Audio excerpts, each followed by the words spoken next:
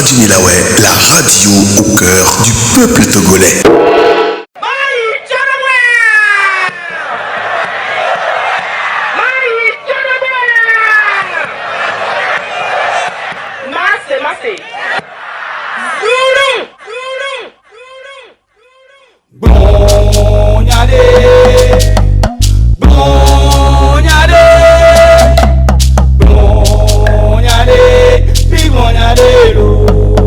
L'homme, disait Platon, est la mesure de toutes choses. Mesdames et messieurs, auditrices, auditeurs au bout des ondes de Radio Milaway, bonjour, bonsoir et bienvenue à toutes et à tous dans votre émission de tous les jeudis, Jeudi Actualité, 40 minutes pour convaincre, de ce 13 août 2020. Nous parlerons de l'actualité socio-économico-politique au Togo, en Guinée et en Côte d'Ivoire. Pour nous accompagner dans cette démarche, donc de cette analyse, au mieux de ce décryptage des sujets à venir, nous recevons pour vous depuis Lomé M. Carlos Ketohu, directeur de publication du journal L'Indépendant Express. Jeudi Actualité, 40 minutes pour convaincre, c'est depuis la maison de la radio. Une fois de plus, bonjour, bonsoir et bienvenue à toutes et à tous. SKD, Serge Komla-Duvon, c'est moi. Monsieur Carlos Ketohu, bonjour. Je rappelle à nos fidèles auditrices et auditeurs au bout des ondes que vous êtes le directeur de publication du journal L'Indépendant Express. Avec cette crise sanitaire qui a fait vaciller l'économie et l'ordre mondial, comment se porte votre journal L'Indépendant Express? Bonjour Serge Duvon, chers confrères. Bonjour chers auditeurs de Radio Milaway. C'est un plaisir pour moi de rester aujourd'hui invité parmi vous pour échanger sur les différentes questions, les thématiques liées à la géopolitique nationale et internationale, mais également à la pandémie de la Covid-19. C'est un plaisir pour moi, un privilège à la limite d'être avec vous. Je suis Carlos, comme l'a dit Ketohu, je suis journaliste, je suis consultant média, je suis activiste et défenseur des droits de l'homme et directeur de publication du journal L'Indépendant Express. Bien évidemment, Serge, la pandémie du coronavirus a affecté le monde entier. Cette pandémie a métamorphosé toutes les tendances mondiales, que ce soit sur les plans sanitaires d'abord, politiques, économiques, stratégiques et diplomatiques. Et les économies se sont effondrées avant de pouvoir tenter de se stabiliser. Mais la plupart des économies ne sont pas aujourd'hui stabilisées. Et le monde entier est en train de connaître ce qu'on peut appeler un reformatage, où tout a été détruit, tout a été désinstallé.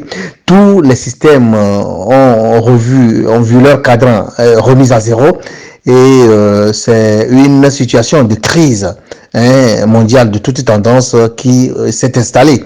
Et naturellement, cela a affecté tous les corps de métier, toutes les catégories de métiers, tous les secteurs. Et la presse, naturellement, la presse notamment. Au Togo, la presse tire déjà le diable par la queue. Et vous n'êtes pas sans savoir que la presse écrite, comme nous le disons, n'est pas épargnée par la pandémie du coronavirus.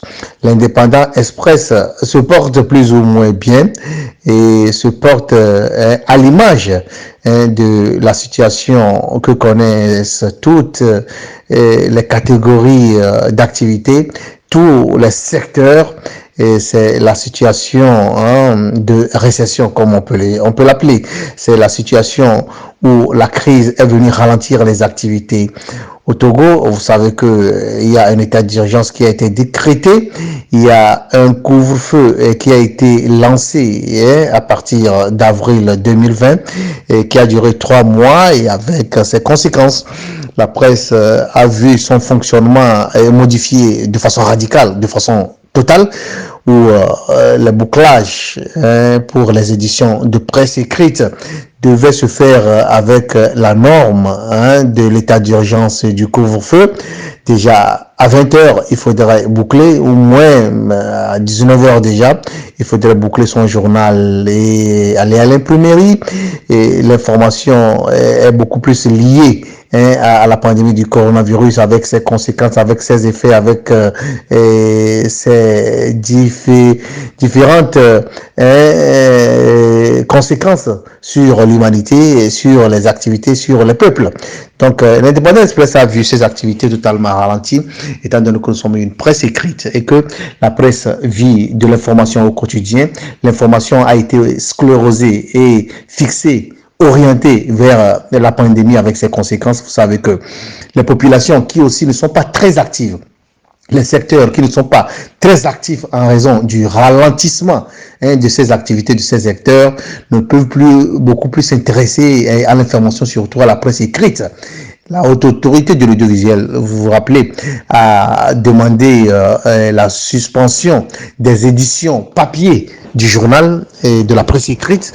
Donc, c'est le PDF qui n'est pas trop dans l'habitude des Togolais qui a été adopté. Donc, nous envoyons les éditions par PDF et conséquence directe, les annonceurs et les publicités que nous avons ont été plus ou moins suspendues dans la mesure où quand la presse n'atteint pas le grand public et certaines personnes, c'est à travers la presse écrite, du moins la version papier, qu'ils arrivent à s'informer. Cela a été véritablement un coup dur pour la presse écrite.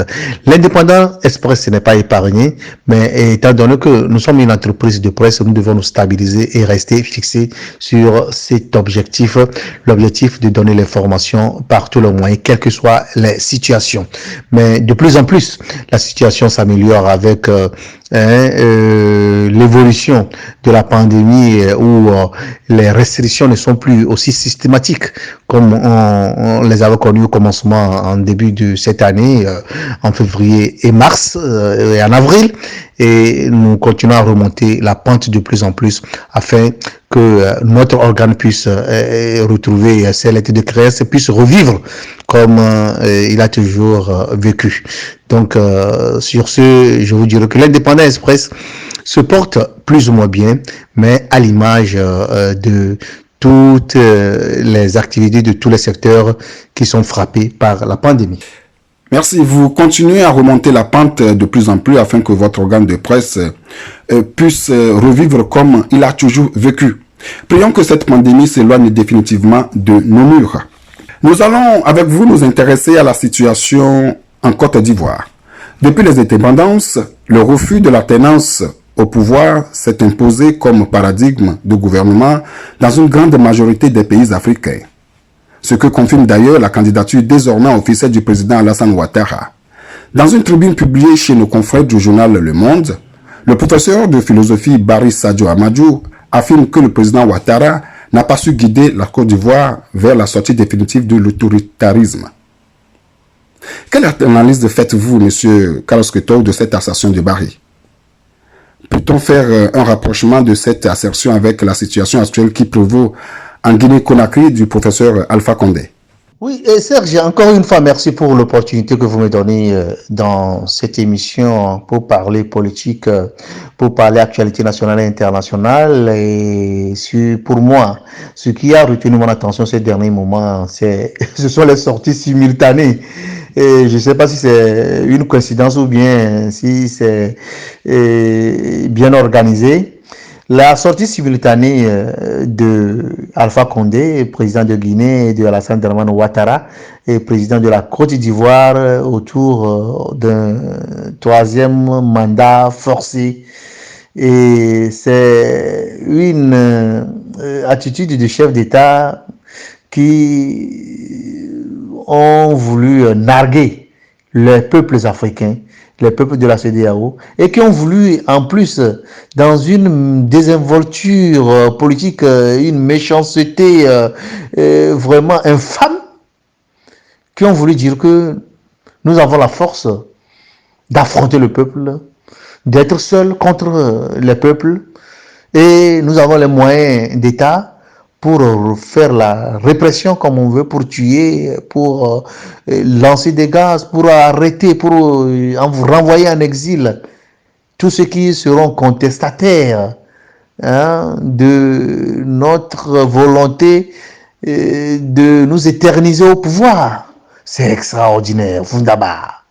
Mais je n'arrive pas à comprendre que Alpha Condé, qui a combattu la dictature, qui a été opposant pendant plusieurs années, qui a souffert les affres de la dictature à l'époque de Lassana Conté, qui a été opposant pendant longtemps et qui a réussi à travers sa stabilité, ses objectifs de gauche, de liberté, de responsabilité, d'affranchissement des peuples, et qui est arrivé au pouvoir, on ne sait par quel envoûtement, est devenu un diable pour son peuple. C'est incompréhensible. C'est incompréhensible. Ça a retenu mon attention et ça m'a scandalisé. Ça me choque que Alpha Condé puisse s'adonner à ce jeu qui ne pourrait pas lui ouvrir une grande porte pour la fin de son règne, de sa vie. En Côte d'Ivoire, cela a également retenu mon attention. Le président Alassane Dramane Ouattara, qui est présenté comme fonctionnaire du FMI, qui est venu faire des réformes infrastructurelles, qui a reconstruit la Côte d'Ivoire, qui a créé des conditions de réconciliation, et qui à un moment donné devient un démon contre son peuple. En mettant en exil ses opposants, en arrêtant qui il veut arrêter, en sodomisant la Constitution pour se représenter un troisième mandat, en ravalant sa parole de ne pas se présenter parce qu'il est âgé, il est vieux, qu'il n'a plus les moyens, je sais pas, humains, les moyens, les capacités de pouvoir être encore président à son âge, plus de 80 ans. Mais c'est scandaleux. C'est un événement unique à double sens, à double volet, qui m'a scandalisé. Et je pense que les peuples mobilisés de la Côte d'Ivoire et de la Guinée auront raison d'eux. Ils ont voulu faire le remake de la situation du Togo, mais je ne crois pas qu'ils puissent réussir dans cette nouvelle dérive qui est une insulte pour les peuples africains. Cet événement a beaucoup retenu mon attention et j'attire l'attention des peuples africains à se mobiliser, de l'Afrique noire francophone, surtout des pays francophones, à se mobiliser davantage pour combattre cette forfaiture de chef d'État. Ok, merci. Et il faut tourner la page pour que d'autres personnes fassent aussi l'exemple de la gouvernance, de la gestion, afin qu'on puisse véritablement apprécier ce qu'on a fait après 10 ans à la tête du pays. Merci Carlos pour cette analyse. Parlons à présent de la CEDEAO qui, après avoir échoué dans la résolution des crises socio-politiques au Togo entre 2017 et 2018, et en Guinée tout récemment bien entendu, certains citoyens ouest-africains soutiennent mordicus que la CEDEAO est un syndicat de présidents et non une CEDEAO des peuples et des nations. Pourtant, en 2017, Alpha Condé a balayé du revers de main cette affirmation. Cependant, vu son mutisme dans les coups de force qu'opèrent certains chefs d'État ouest-africains pour s'éterniser au pouvoir, peut-on aujourd'hui donner raison à ces citoyens, M. Carlos Quetaou? Bien entendu, Serge, ceux qui ont qualifié la CEDEAO comme un syndicat de chefs d'État qui se soutiennent dans le mal ont raison aujourd'hui. L'histoire leur a donné raison. Pourquoi? Parce que la CEDEAO n'a pas été à la hauteur de la défense des droits des peuples de choisir leurs dirigeants, des droits des peuples de s'affranchir du joug des dictatures, le droit des peuples de s'exprimer librement et d'exprimer leurs pensées et leurs opinions. Et les chefs d'État, au lieu de voler au secours des peuples avec des instruments forts, avec des protocoles forts qui puissent permettre de faire appliquer les constitutions des États, la CEDEAO est là seulement avec des chefs d'État qui se soutiennent dans le mal et c'est dommage. On se souvient comment la CEDEAO avec ses chefs d'État ont tourné en bourrique et le Togo pendant la période de crise où les peuples qui revendiquaient leur droit à la souveraineté, à la liberté et à l'affranchissement de l'esclavage et de la dictature, du système RPT-UNIR qui a duré plus de 50 ans, au lieu que la CEDEAO tranche en faveur des peuples pour leur permettre de pouvoir choisir leurs dirigeants, la CEDEAO a carrément tourné le dos au peuple, à la limite à influencer négativement les manifestations et l'hostilité des peuples a voulu tourner la page de 50 ans de règne d'une famille. Et cela est préjudiciable aux actions et à la démocratie dans tous ces pays, notamment le Togo. Et quand nous voyons ce qui se passe aujourd'hui en Côte d'Ivoire et en Guinée, avec Alassane Ouattara, avec Alpha Condé, c'est regrettable qu'on puisse vivre ce recul démocratique. Et Alassane Ouattara, il a fait 10 ans à la tête de la Côte d'Ivoire dans des conditions qu'on connaît. Est-ce que il a gagné les élections? Les conditions d'élections qui l'ont porté au pouvoir, on les connaît. Et puis, quand dans un système démocratique, il y a cette façon de prendre le pouvoir dans un rapport de force étriqué avec son adversaire qui finalement se retrouve à la Cour pénale internationale et qui s'en soit lavé et revenir au pays, je pense qu'il y a un véritable problème. On doit pouvoir savoir que l'adversaire qui a été écarté du système et qu'on a envoyé en prison avait plus de 42%, près de 45% des voix de l'électorat.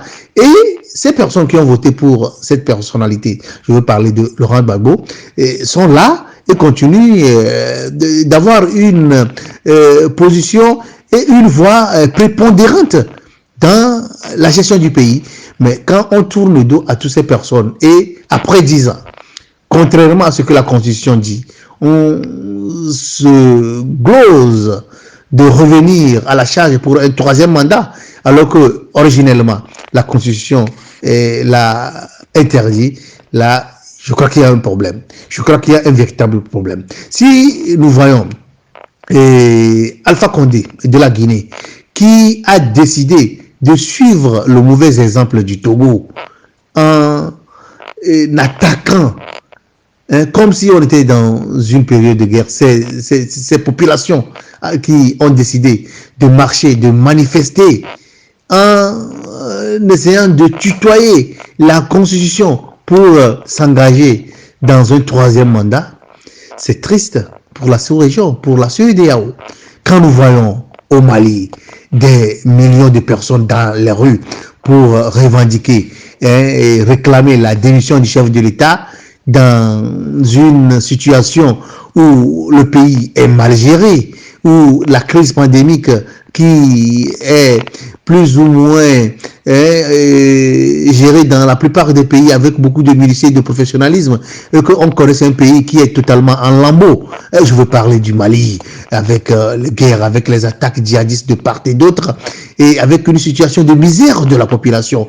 Et un chef d'État reste sourd aux appels des peuples avec la complicité de la même communauté. Là, c'est triste de pouvoir continuer à vivre cette situation. Et cela va faire malheureusement jurisprudence et cas d'école. Dans d'autres pays, ça va être une contagion négative. Ceux qui auront vu que le chef de l'État togolais, Faure Gnassingbé, malgré les hostilités des peuples, est arrivé à passer, à réussir son passage en force. Ceux qui vont voir que malgré les hostilités des populations, et Alpha Condé a réussi son troisième mandat. Ceux qui vont constater que Ibeka a réussi à être sourd aux appels des populations et aux appels des millions de personnes qui sont dans la rue. Quand il faut penser également que Alassane Dramane Ouattara, malgré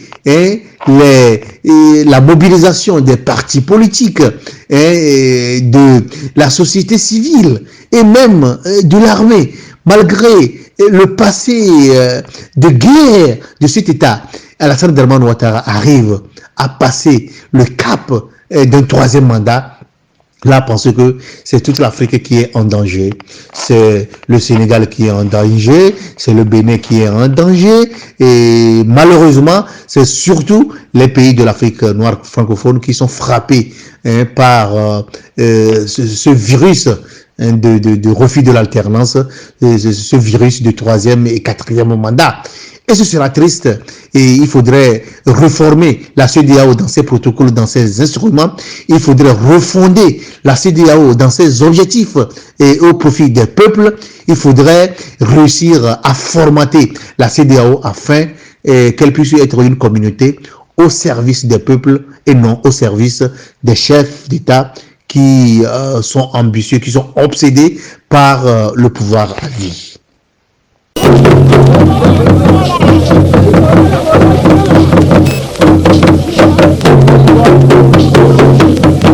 Radio Milawe, Togofio B Radio. Ok, merci. Il y a 10 jours, nos confrères du journal The Guardian affirmaient que le Togo avait utilisé un logiciel appelé Pegasus pour espionner certains citoyens togolais. Que savez-vous de cette affaire, M. Carlos Ketao? L'affaire Pegasus, du nom de logiciel d'espionnage des oppositions de certains pays et des sociétés civiles de ces pays, logiciels chèrement achetés par des États, dont le Togo, pour essayer d'espionner et écouter systématiquement, suivre systématiquement les leaders de l'opposition et de la société civile de certains pays, dont le Togo, a été un scandale d'État. Un scandale qui ne va pas seulement dans le domaine de la violation de la vie privée des individus, des citoyens d'un pays, mais aussi de la dilapidation des fonds du pays. Et le Togo a été cité et pour aussi avoir détenu, avoir acheté ce logiciel qui revient très cher aux contribuables et qui a permis de mener des actions nuisibles en violation de la Constitution, en violation des lois qui sont établies par le Togo. C'est un scandale. Et je pense que les réactions de part et d'autre devraient permettre aux États, notamment au Togo, de pouvoir interpeller qui de droit. Et si on ne le fait pas aujourd'hui, l'histoire retiendra qu'à un moment donné, certains ont dirigé le pays dans une dilapidation des fonds et dans une violation de la vie privée des individus en achetant un logiciel d'espionnage. Pour ce que j'en sais, et Serge, vous savez que c'est des grands journaux, Le Monde et The Guardian, le journal britannique, qui ont sorti ce grand dossier, cette grande affaire. Et nous savons au Togo que depuis très longtemps, ça ne date pas d'aujourd'hui, les leaders d'opposition, les acteurs de la société civile, même les journalistes, sont sur écoute téléphonique et leurs données officielles, leurs données privées sont violées et sont détenues par des services de renseignement. Ça, c'est un secret de polichinelle. Tout le monde sait qu'il y a cette réalité intrinsèque qui est liée au Togo, et la situation d'espionnage. Vous n'êtes pas sans savoir que le Togo est l'un des pays les plus renseignés de la sous-région, où les systèmes de sécurité sont assez efficaces et les systèmes de renseignement déploient des moyens colossaux pour arriver à espionner les populations et à maintenir le fauteuil présidentiel. Le Togo est l'un des pays qui est très futé dans la gestion des renseignements. Donc, ce n'est pas étonnant, mais en tant que journaliste, nous allons continuer à rester plus ou moins sceptiques tout en ayant des informations, des éléments concordants, des éléments de preuve. On ne va pas se contenter d'une investigation sur le plan international, même si ce sont des journaux de renom qui l'ont proclamé, mais c'est malheureusement difficile au niveau de la presse togolaise de pouvoir aller plus loin que ce que les journaux Le Monde et le Guardian ont publié, ont rendu public à travers des investigations. Ce serait très difficile parce que d'abord, les sources d'information sont limitées, les manœuvres ou les marges de manœuvre pour atteindre ces objectifs de vérification de ces informations sont très limitées, à la limite impossible sur ce dossier. Donc, on s'en tient là et on sait que tôt ou tard, l'histoire donnera raison et ceux qui sont impliqués dans ce scandale d'état d'espionnage des populations répondront devant la loi, devant les tribunaux. Quand les gens posent des actes aujourd'hui, ils ne doivent pas s'imaginer que ces actes, tôt ou tard, les rattraperont. Ils pensent qu'ils sont au pouvoir, ils ont la force en main, ils ont la puissance, ils ont les moyens d'État, ils ont les moyens financiers d'État pour faire ce qu'ils veulent, pour acheter ce qu'ils veulent, pour traiter, tutoyer la Constitution comme ils veulent, tutoyer les lois comme ils veulent, qu'ils pensent que tôt ou tard, ils vont répondre devant la loi. Parce que le pays tourne. L'histoire d'un pays n'est pas statique. L'histoire d'un pays est une roue qui tourne et à chaque fois, on répond de ces actes qu'on pose devant le parcours de cette histoire. Donc, sur le logiciel Pegasus acheté par le Togo, voilà un peu ce que je pense.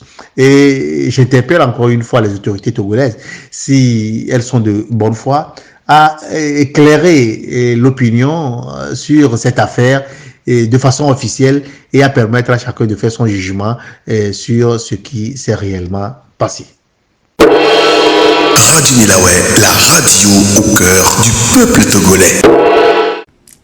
Merci d'avoir interpellé les officiels togolais pour qu'ils puissent éclaircir cette situation.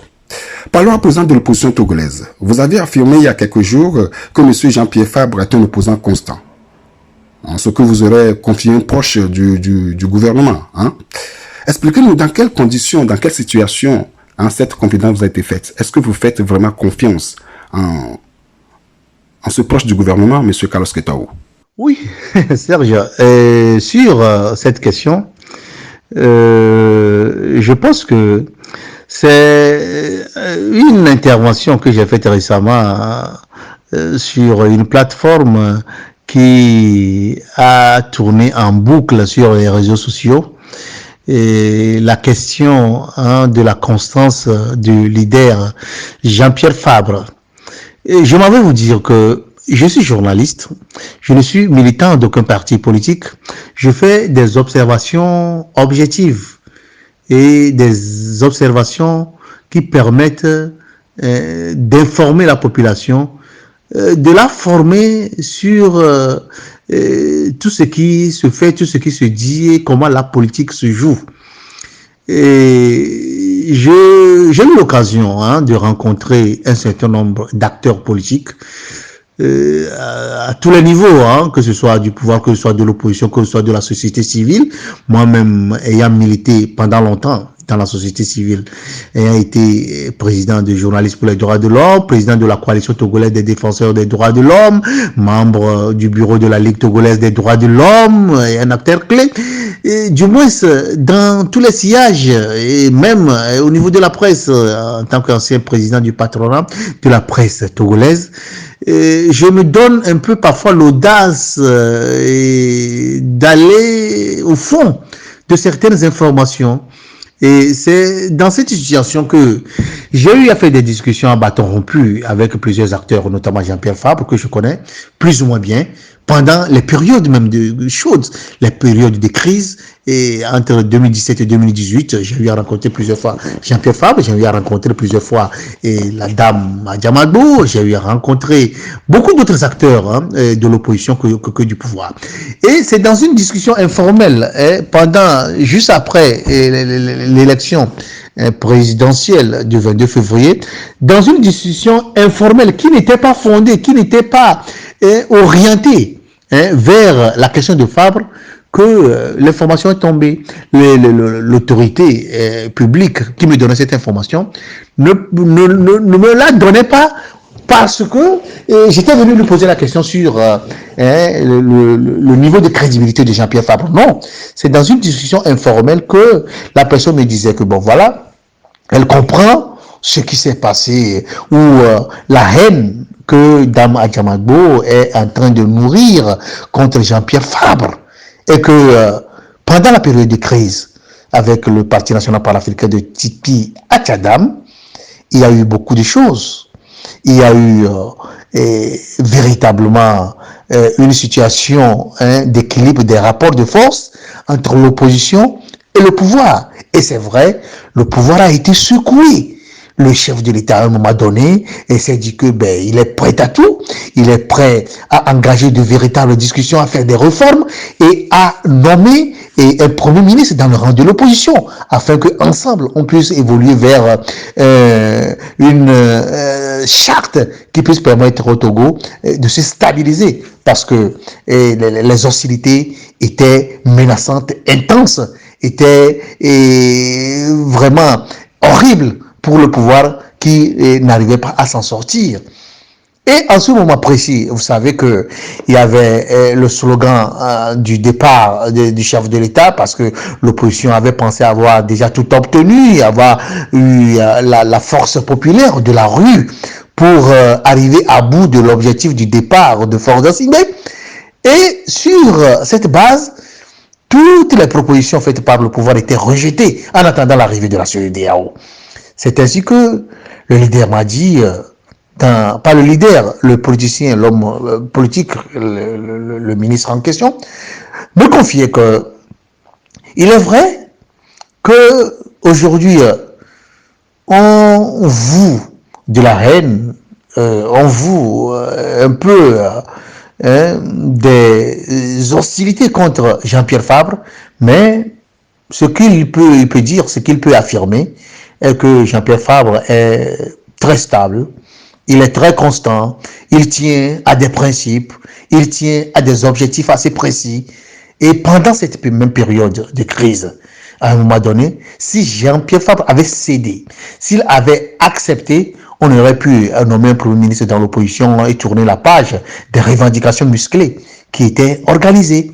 Mais il a été toujours hostile, réfractaire. Il a refusé systématiquement le fait de s'aborder une certaine lutte populaire qui a atteint un très haut niveau avec la mobilisation des populations à l'époque, avec la C14, les 14 partis politiques dans lesquels il était très influent, du moins c'est l'ANC qui avait le plus grand nombre de populations et de manifestants, en plus du push du PNP, le Parti national panafricain, qui était le parti instigateur des hostilités de la mobilisation.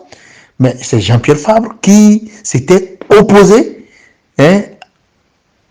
au fait pour l'opposition de s'aborder la lutte au nom d'un gouvernement d'union. Il était sur la même ligne, la même optique que le PNP à l'époque, qui demandait à la limite une transition avec ou sans Faure Gnassingbé, et non une certaine façon d'ouvrir le pays sur un gouvernement d'union pour saquer plus ou moins la lutte populaire qui était en vue. Et c'est dans ces débats-là qu'il est revenu sur la question pour dire que il y a des gens qui racontent des choses qu'ils ne savent pas. Ils savent à quel leader ils ont affaire, ils savent comment réfléchissent les leaders, ils savent comment tombent facilement certains leaders dans des considérations, ne serait-ce considérations et des intérêts personnels, et que Jean-Pierre Fabre a réussi depuis le début à maintenir ce flambeau de la constance, ça il faut le lui reconnaître malgré tout, et de la stabilité. Ça m'a un peu touché, mais ça ne m'a pas surpris, dans la mesure où, à plusieurs reprises, pendant la période de crise, j'ai rencontré Jean-Pierre Fabre, j'ai discuté avec lui, je suis allé même loin dans certaines discussions en lui posant certaines questions clés, certaines questions pièges. Je m'en souviens, dans une discussion que j'ai eue avec Jean-Pierre Fabre, dans son domicile, en période chaude de cette crise, je lui ai posé la question à savoir, si le plan A que détenait la C14 échoue, Est-ce qu'il y a un plan B qui est prévu pour en arriver peut-être à la satisfaction de leurs revendications? La réponse de Jean-Pierre Fabre a été claire. Il disait qu'il n'y avait pas de plan B et que quand on s'engage dans une lutte, on s'engage à atteindre un objectif et qu'on se dit qu'il faut avoir ou qu'il faille avoir un plan B, c'est que le plan A échoué déjà à près de 50% parce que on se dit que voilà, si celle-là échoue, on peut adopter un autre plan. C'est ce qui a sclérosé et a essayé de mettre un blocus aux revendications de la population quand ce plan A, qui consistait du moins à demander au pouvoir de partir ou à organiser une transition politique avec ou sans Faure Gnassingbé. Quand ce plan a échoué, l'opposition togolaise était à la limite étourdie et n'arrivait plus à savoir quoi faire. Et c'est ce qui a créé l'éclatement de la C14, sans compter avec les hypocrisies, les mauvaises foi des uns et des autres, des leaders qui composaient le parti, la coalition, la C14. On se rappelle que tous ces leaders n'avaient pas les mêmes façons de voir les choses, ils n'avaient pas les mêmes objectifs, ils n'avaient pas la même mobilisation, ils n'avaient pas la même mentalité, ils n'avaient pas la même appréciation des revendications de l'opposition. Donc, ce qui a fait que, j'avoue, l'autorité publique en question m'a confié qu'aujourd'hui, il continue de vouer un respect à Jean-Pierre Fabre en raison de la façon dont il prend les choses et de la stabilité, de la constance dont il fait montre. Donc c'est dans une discussion informelle, ce n'était pas une discussion destinée à demander, à poser solennellement une question de savoir est-ce que Jean-Pierre Fabre, il est crédible, il a pris de l'argent, il est constant, il est stable. Non, c'était pas dans cette situation que nous avons eu cette discussion. C'était une discussion informelle qui est tombée sur ça et cela m'a intéressé en raison de la situation que vit aujourd'hui l'ANC et Jean-Pierre Fabre, où il a été vilipendé et il a été neutralisé par des forces obscures qui peut-être étaient dans une autre logique, une logique qui permettait de stabiliser Faure Gnassingbé dans son 4e mandat dans lequel aujourd'hui il baigne et pour lequel le peuple togolais se plaint. Vous écoutez Radio Milawe. Merci. Nous allons à présent parler de la dynamique Podro. L'appel à manifester de la dynamique Monseigneur Podro n'a pas été suivi par les Togolais le 1er août 2020. Est-ce un désaveu? Qu'est-ce qui explique cet échec, M. Carlos Ketou? Oui, cette question sur la dynamique Podro et sa manifestation qui n'a pas eu lieu, qui n'a pas abouti, qui n'a pas réussi, j'ai déjà eu à me prononcer là-dessus. Et j'avoue que dans le monde entier, dans tous les états-majors des partis politiques, dans la logique du pouvoir, dans la logique politique, il n'y a que d'abord la popularité qui est le premier élément fondateur, le premier élément qui renforce un système, une personnalité, un parti politique. C'est la popularité. C'est la loi de la démocratie. Le plus grand nombre gagne. Qu'on soit beau, qu'on soit inspiré par un esprit saint, qu'on soit âgé, qu'on soit jeune, qu'on soit enfant. L'essentiel pour l'homme politique qui s'engage dans une lutte pour gagner et convaincre le peuple, c'est d'avoir la majorité, le maximum du peuple avec lui. Ça, c'est une évidence. C'est une évidence politique enseignée dans les Sciences Po et dans les universités et partout. Et dans l'histoire, on n'a pas connu, si je m'en doute pas, si je me trompe pas, des gens qui sont arrivés au pouvoir par hasard, si ce n'est un coup d'État où une nouvelle personnalité apparaît, fait son coup d'État et arrive à s'installer, si ce n'est ça. si c'est vous passez par les élections, si vous passez par l'influence des peuples, c'est toujours la question du plus grand nombre de personnes qui sont avec vous. Et sur la dynamique Poduro, cela n'est pas étonnant que des gens ne répondent pas à leurs manifestations. D'abord, parce que la dynamique Poduro est composée de partis politiques qui n'ont aucune influence sur l'électorat. Dans l'histoire, on a vu ces partis politiques aller à des élections précédentes. Et on a vu leur score. On a vu combien de personnes elles ont pu mobiliser. Et ensuite, la façon dont la dynamique Poduro s'est créée, s'est tissée et avec des aveugles et des paralytiques, et s'est construite dans des conditions de rafistolage issu du mensonge, issu en fait de la neutralisation, de l'intention malsaine de neutraliser les autres, issu d'une certaine aisance fictive à pouvoir s'affirmer, issu des objectifs disparates qui n'étaient pas les mêmes. Cette dynamique ne pourrait pas aller loin, surtout tenter de mobiliser la population autour d'une manifestation. Malheureusement soutenue par une diaspora qui se trouve être sur les réseaux sociaux. Parce que la mentalité psychologique montre que, à la veille d'une manifestation, quand vous êtes devant votre smartphone ou vous êtes devant votre petit écran d'ordinateur et vous voyez des gens publier des messages enflammeurs, des gens faire des déclarations, des postings, et des bannières, des audios, des vocaux, les gens s'agitent. Mais si cela se passe sur le net, c'est comme une tempête dans un verre d'eau.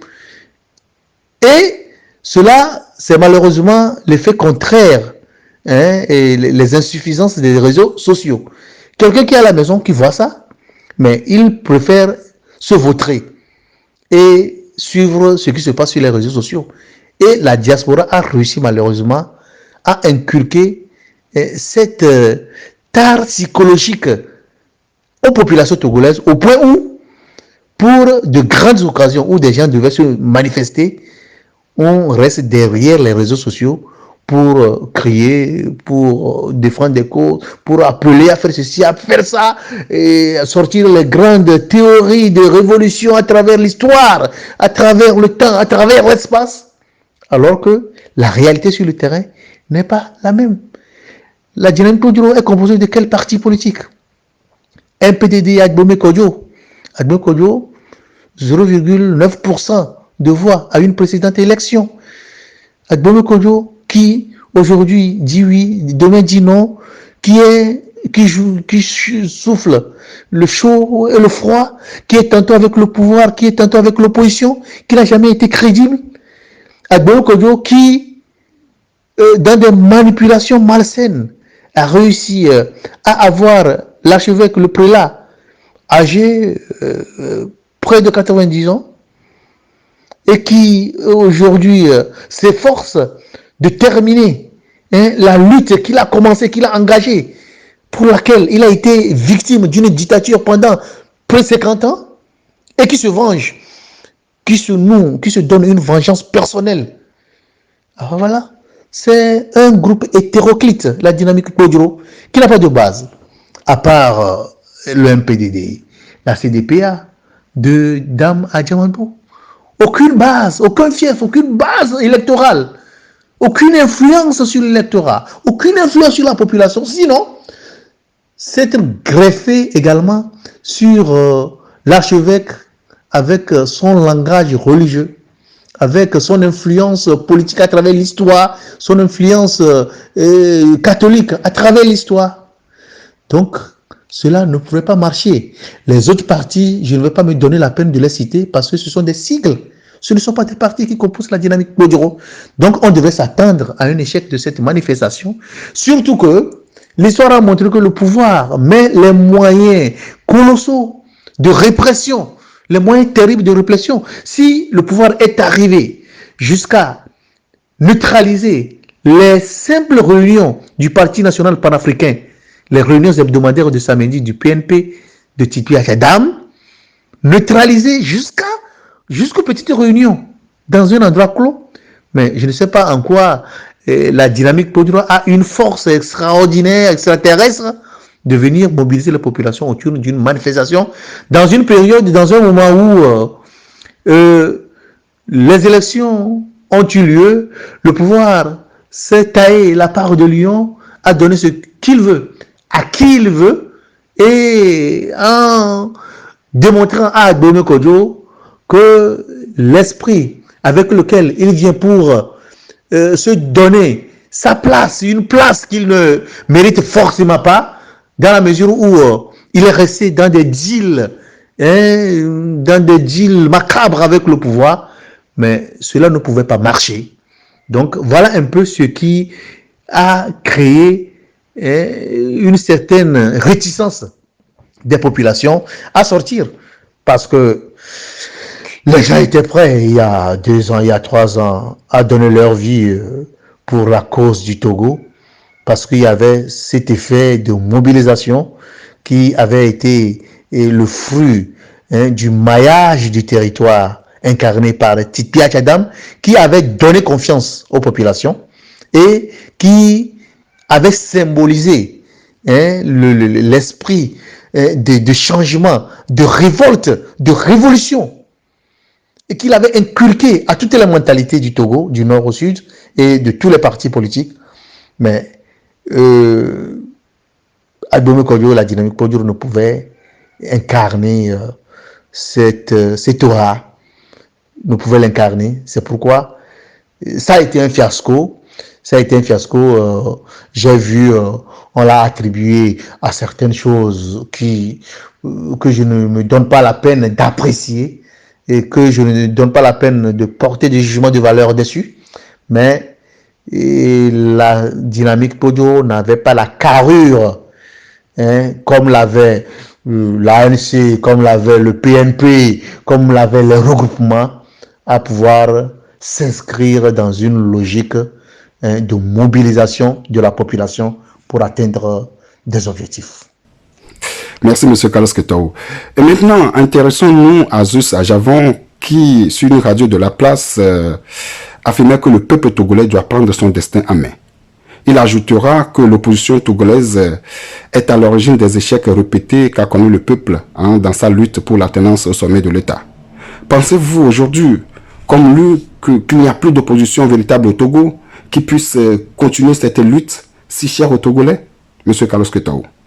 Maître Zeus Ajavon appelle le peuple à la responsabilité et à prendre son destin en main. Ça, c'est une formule bateau qui a été exprimée par tout le monde. Tous ceux qui voulaient exprimer leur intention face à l'échec des luttes a toujours dit que il faudrait que le peuple prenne son destin en main. Et c'est vrai, dans tous les pays où les changements radicaux ont eu lieu, ce sont les peuples qui ont pris leur destin en main.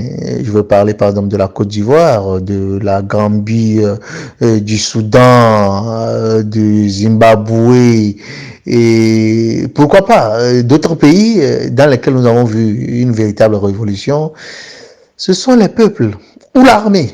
Ce sont les deux acteurs clés qui peuvent tourner la page d'un pouvoir politique irrégulier, illégal et répresseur.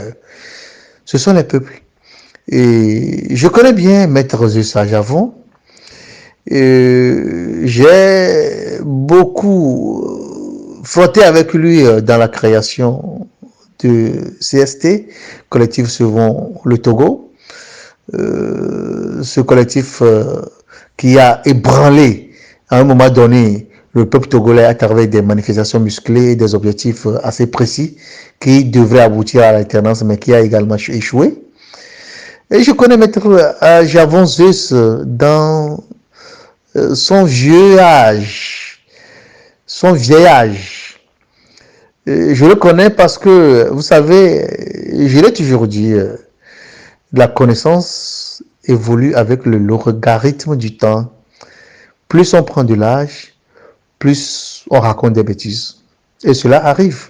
Mais en homme de droit, je ne pense pas que Javon ait perdu autant la raison pour s'attaquer à qui que ce soit. Non, je ne pense pas. Mais ce qu'il a dit est vrai dans la mesure où aujourd'hui l'opposition togolaise est débridée. Débridée par la force du mensonge, de la délation incarnée par Dama Diamabo, Adbome Kodjo et d'autres personnalités, dont l'archevêque Monseigneur Todro, qui ont décidé de créer, d'inventer des situations qui discréditent les autres partis de l'opposition à leur profit, alors que cette dynamique est composée de carcasses, entre guillemets, si vous me permettez le terme, des gens qui n'ont plus rien à donner. Et moi, j'interprète cette sortie de Maître Ajavon Zeus par la faiblesse du peuple togolais et de l'opposition. Mais c'est d'abord l'opposition qui constitue le plus grand problème au niveau de la lutte politique. Pourquoi? Je le dis parce que l'histoire a montré que l'opposition togolaise se laisse rapidement et facilement aller à des aventuriers politiques. L'opposition togolaise se donne facilement l'occasion de hisser haut et fort, de mettre sur piédestal, de mettre en vedette des aventuriers politiques qui sont venus sans doute peut-être pour les espionner, pour venir retrouver une tribune et se faire valoir ailleurs. Je m'explique. Je veux m'expliquer pour que les gens puissent comprendre exactement ceci. En quoi l'opposition togolaise est le catalyseur principal de l'échec de la lutte politique dans la mobilisation du peuple à tourner le dos, à aller vers l'erreur. On a connu dans ce pays un monsieur comme Daoukou Péré, ancien président de l'Assemblée nationale, un compagnon de Adbome Kodjo, qui après avoir été chassé du parti RPT de Gnassingbé Yadema, ont créé un parti politique, l'Alliance. Après, cette alliance s'est éclatée, chacun allait construire ou créer son parti qui n'avait aucune popularité de part et d'autre. Adbome Lobu et Daoukou Péré, un autre parti. Mais à un moment donné, vous ne pouvez pas imaginer que c'est l'opposition qui a mis en vedette un Daoukou Péré qui était devenu un leader, une vedette des manifestations de l'opposition. Celui qui était du côté du pouvoir et qui, à un moment donné, a eu des problèmes sans doute pour pouvoir atteindre ou obtenir des intérêts et qui s'est fait refouler ou bien qui est parti parce que aigri par rapport à certains privilèges. Vous l'accueillez dans vos rangs de l'opposition et vous le mettez en vedette. Dans les manifestations à l'époque, c'était Daoukou Péré. Dans les journaux, c'était Daoukou Péré. Il avait ravi la vedette à toute l'opposition. Et quand il a fini de monter à la tribune pour se faire valoir au niveau de l'opposition, au niveau du peuple togolais, allez, il est retourné. Ce Daoukou Péré est devenu, avec son parti politique dont il est le président, tête de liste du parti RPT uni. Bon, RPT à l'époque, le parti au pouvoir, d'où il venait, à Blita. Il a été, en tant que chef de parti politique, il était tête de liste du parti au pouvoir, RPT. C'est scandaleux. Et cela devait donner des leçons à l'opposition qu'on ne devrait pas accepter dans ses rangs, à tout moment, des aventuriers politiques, ceux qui ont des casseroles dans l'autre partie au niveau du pouvoir et qui traînent ces casseroles-là pour venir les laver dans vos rangs afin de retourner. Il faudrait comprendre ça. L'opposition a entraîné le peuple dans cette dérive. Ça, c'est le cas de Daoukou Péré. Vous vous rappelez encore, pendant la période du CST, Abbas Kaboua, que nous connaissons aujourd'hui, député à l'Assemblée, il était devenu la vedette incontournable de l'opposition togolaise. Tout simplement parce qu'à un moment donné, il a commencé par critiquer le pouvoir. Mais vous ne savez pas ce qu'il avait en tête. Vous ne savez pas ce qu'il avait comme objectif en vous rejoignant. Abbas Kabou était dans les manifestations au podium, et quand il sortait, les gens applaudissaient, les gens criaient, l'opposition lui faisait des éloges. Même jusqu'à la diaspora, Abbas Kabou faisait des tournées et en Europe et partout pour se faire acclamer des cotisations par ici. Abbas Kabou donne une conférence là en France, en Belgique, en Allemagne. Les conséquences aujourd'hui, vous avez vu comment Abbas Kabou, après avoir fini de se mettre en vedette au niveau de l'opposition, est retourné pour radicalement combattre cette opposition. Et ces deux exemples n'ont pas donné de leçon à l'opposition togolaise qui, après avoir reçu des flèches d'un autre personnage en 2015, pendant qu'on a organisé des élections, une élection présidentielle, après avoir réussi à passer par des moyens malsains pour être député et contribuer à l'aguerrissement des lois de la République, à corser les lois de répression des manifestations des libertés individuelles, je veux parler d'Agbome Kodjo, qu'on vienne mettre ce personnage en vedette comme étant le candidat de l'opposition. Et voilà, au nom de cet esprit, le peuple a été emballé, une partie du peuple du moins, parce qu'il y a eu des gens qui avaient gardé la raison dans cette situation. Mais la diaspora a été emballée par ce personnage, c'est incompréhensible.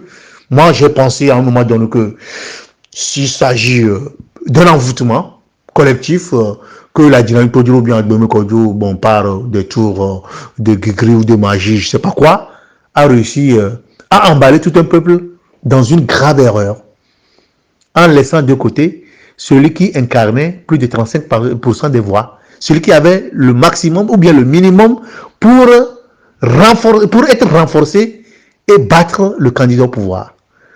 Donc, on ne comprend pas.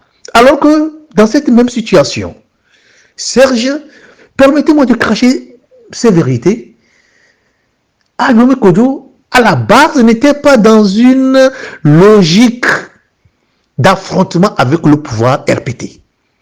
Unir. Agbome n'était pas dans cette logique. Agbome était dans une logique de business. Je m'avais donné des exemples, mais je serais trop long pour exprimer cette situation. Mais l'opposition s'est fait toujours emballer par des aventuriers politiques, des gens qui avaient des arrière-boutiques, des agendas cachés, qui étaient au service du pouvoir, qui étaient là pour espionner l'opposition, qui étaient là pour avoir des védétariats, détruire l'opposition et retourner dans les rangs du pouvoir en place. Mais c'est ce dont nous avons été victimes. Le peuple a été victime de cette situation. Et l'opposition devait savoir que l'étranger politique dans ses rangs est toujours étrange. Ou bien il a un objectif à atteindre, ou bien il sort de quelque part où il est rejeté pour inconduite, ou bien il est venu pour espionner et détruire. Quand est-ce que vous avez vu là, dans ce pays, quelqu'un quitter l'opposition et rentrer dans le parti au pouvoir, se faire aduler par les militants du parti au pouvoir? Ça n'existe pas. Au contraire, même si c'est le chef de l'État qui accepte cette personne de l'opposition pour venir rester dans les rangs du pouvoir et du parti au pouvoir, mais j'avoue qu'il est radicalement combattu de bout en bout par le système. Il y a des clans qui se créent contre lui. S'il arrivait à être ministre, on lui dresse vraiment des pots de banane pour qu'il tombe, des obstacles. S'il est conseiller du chef de l'État, on l'empêche, on crée des conditions pour qu'il ne soit pas à l'aise dans le parti au pouvoir.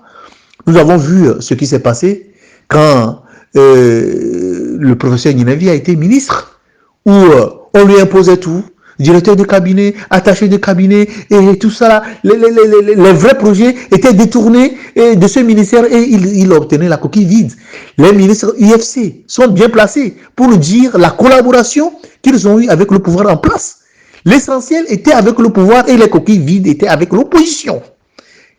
Et l'opposition togolaise devait comprendre que il faut éviter de se fier, de faire confiance aux aventuriers, de faire leur promotion, de faire leur publicité pour leur donner l'occasion de retourner Gaïa, Gorguna dans leur partie de base, partie originelle, pour se moquer de vous. C'est ce qui s'est passé avec Daougou Péré. C'est ce qui s'est passé avec Abbas Kaboua. C'est ce qui s'est passé avec Agbo Kojo. Et les gens devraient aujourd'hui ouvrir les yeux. Parce que Agbo Kojo s'est engagé aujourd'hui dans une voie de non-retour. Parce que il s'est mis des garde-fous comme Monseigneur Kojo et la diaspora qui n'avaient pas les mêmes objectifs que lui dans sa vision de venir se faire, je sais pas, hausser, de venir se faire mettre sur piédestal et de se vendre plus cher au parti au pouvoir. C'est tout. Donc les gens devraient ouvrir les yeux et continuer et commencer à penser à la refondation de cette illusion. Donc j'avoue juste, si je reviens à la question, a raison de demander au peuple de prendre son destin en main. C'est le peuple qui doit s'engager pour faire une vraie révolte, de vraies révolutions, qui doit créer de vraies conditions d'équilibre des forces pour arriver à tourner la page de la dictature, de la monarchie. Mais si ce peuple est soumis à des leaders des partis politiques qui ont des agendas cachés et qui, plus, développent des attitudes de naïveté, de méchanceté, d'affrontement mutuel au nom des intérêts, mais on ne pourra jamais tourner la page de la situation dans laquelle nous sommes aujourd'hui. Et sur ce principe, je ne vais pas donner totalement raison à M. Sajanwan parce que lui aussi, il a été un acteur qui a saboté du moins la lutte politique à un moment donné où l'opposition était incarnée par le CST dont il était le coordonnateur. Qu'est-ce qui n'a pas marché? Pourquoi le CST, à un moment donné, à l'annonce des élections législatives, je m'en souviens à l'époque, quand, en 2013, quand le pouvoir a débloqué de l'argent pour les élections, alors le slogan pas d'élection, pas de réforme, pas d'élection, ce slogan est tombé comme un fruit mûr et un fruit pourri. Pas de réforme, pas d'élection. C'était le slogan qui était là pendant la période du CST. Mais dès que des sacs de billets de banque sont tombés, CST, 50 millions, ANC, ceci, tel parti, ceci, société civile, ceci, mais quand cet argent est tombé, on a vu ce slogan disparaître. Je suis un acteur du collectif Sauvons le Togo et je sais de quoi je parle. Donc il faudrait réussir à circonscrire la lutte politique autour du peuple dans ses intentions, dans ses objectifs, dans sa force de mobilisation. Et non gourutiser une opposition qui a de l'influence sur un peuple et qui l'oriente et le désoriente à sa guise. Serge, j'ai été plus ou moins clair sur cette question et je pense que l'opposition togolaise devait en tirer des leçons et commencer par se réorganiser. Le peuple togolais devait comprendre que les paroles et les attitudes, les injonctions de l'opposition ne sont pas des paroles d'évangile. Et à un moment donné, le peuple peut dire non à ce que l'opposition est en train d'avancer comme stratégie de lutte. Merci. Je vais prendre une portion de phrase dans votre analyse. Cette dérive est une insulte pour les peuples africains. Les peuples africains doivent se mobiliser. J'espère que votre appel a été très bien entendu un peu partout en Afrique. Nous sommes presque à la fin de cette émission. Quel est votre mot de la fin, monsieur Carlos Quetaou? Serge, merci. Merci infiniment de m'avoir donné l'occasion de m'exprimer sur la situation politique. C'est un plaisir pour moi en tout cas. Et je rappelle aux uns aux autres, ceux qui m'écoutent aujourd'hui à travers le monde, à travers votre chaîne, votre radio Milaway, que le coronavirus est une réalité. C'est vrai. J'appelle les Togolais, mes frères et sœurs, à continuer à respecter les mesures barrières, à ne pas relâcher. Les conséquences du relâchement, nous les subissons aujourd'hui avec l'augmentation du taux de contamination et du taux de décès à une vitesse de croisière en quelques jours. Et si on ne fait pas très attention, on risque, comme l'a prédit l'OMS et certains oiseaux de mauvais augure, d'enregistrer des hécatombes en Afrique. Et si cela arrive, comme cela s'est passé dans l'Occident, en France, en Italie, aux États-Unis, en Espagne, c'est l'Afrique qui sera totalement détruite. C'est l'Afrique qui sera totalement dépossédée de ses forces, la jeunesse en majorité. Donc, continuons à respecter les mesures barrières et à se protéger véritablement contre cette pandémie, le coronavirus. Nous sommes condamnés à vivre avec, mais la vie est très chère. Évitons de nous faire liquider par la négligence en refusant de respecter les mesures barrières. Encore une fois, et merci à tous ceux qui m'écoutent aujourd'hui. Merci à Radio Milaway et merci beaucoup à mon cher ami, cher confrère Serge Douvon pour l'opportunité qu'il m'a offerte. Bonjour, bonsoir. Radio Milaway, la radio au cœur du peuple togolais. Respectons les mesures barrières pour éviter l'augmentation du taux de contamination. C'est sur cette phrase de M. Carlos Quetaou que nous allons refermer cette émission de ce jeudi 13 août 2020. Merci M. Carlos Quetaou, d'avoir accepté notre invitation. Mesdames et messieurs, nous sommes à la fin de cette émission. Merci de votre présence, merci de nous avoir suivis. Le prochain rendez-vous, c'est le jeudi prochain à la même heure sur la même radio. Jusque-là, portez-vous bien. Inch'Allah. Au revoir.